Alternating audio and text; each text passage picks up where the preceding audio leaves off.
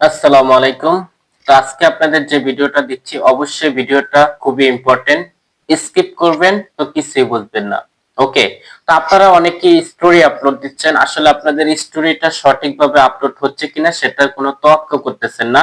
তো আজকে কিভাবে আপনারা স্টোরি সঠিকভাবে আপলোড দিবেন এবং স্টোরিতে আপনাদের কোনো ধরনের ইস্যু আছে কিনা সেটা কিভাবে চেক করবেন এই বিষয়টা নিয়ে সম্পূর্ণ ভিডিও সবাই দেখবেন এবং ভালো লাগলে ভিডিওটা সবাইকে দেখার সুযোগ করে দিবেন।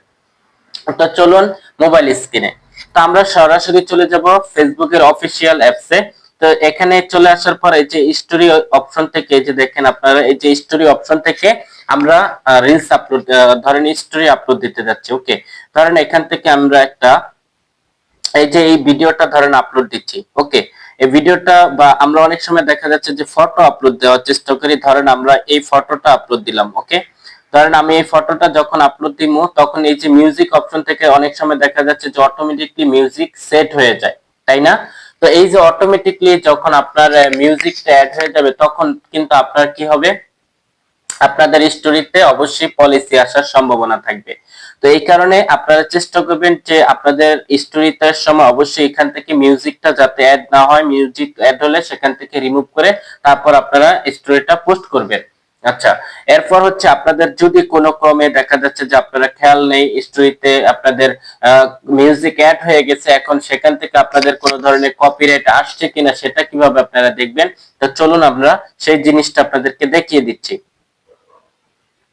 আচ্ছা, তো আমরা এখান থেকে এই যে দেখেন আমরা এই যে অপশনটা আছে আমাদের ফেসবুকের যেই প্রফেশনাল ড্যাশবোর্ডটা আছে সেখানে আমরা ক্লিক করব। ওকে, এই যে ধরেন আমরা এই যে আমাদের এখানে ক্লিক করলাম। আচ্ছা, এখানে ক্লিক করার পর এখান থেকে আমরা আমাদের প্রোফাইলের উপর ক্লিক করব। ওকে, এই যে প্রোফাইলের উপর ক্লিক করব।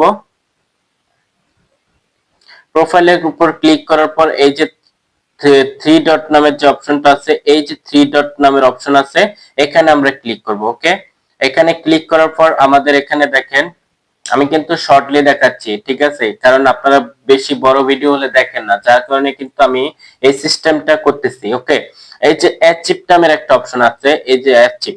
ওকে, এই অ্যাচিভ অপশনে আপনারা ক্লিক করবেন।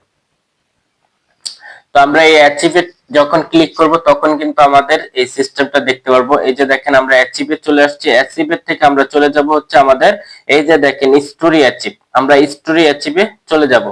ওকে, আমরা স্টোরি অ্যাচিভে চলে গেছি, এখন এখানে ক্লিক করলাম। দেখেন আমাদের এখানে যদি আমাদের প্রত্যেকটা ভিডিওতে দেখেন এই যে ব্লু টিক মার্ক। ওকে, এই যে ব্লু টিক মার্ক মানে হচ্ছে আমাদের কি স্টোরি গুলো ঠিক থাকবে। যদি আপনাদের স্টোরিতে এরকম ব্লু টিক মার্ক থাকে তার মানে হচ্ছে আপনাদের স্টোরি গুলো ঠিক আছে, কোনো ধরনের ইস্যু নেই।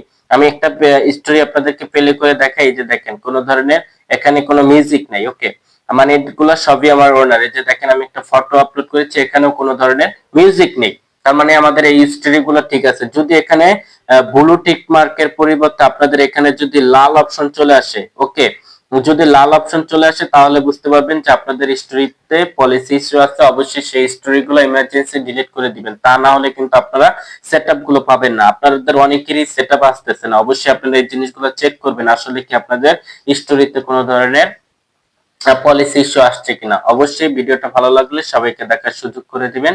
আল্লাহ হাফেজ।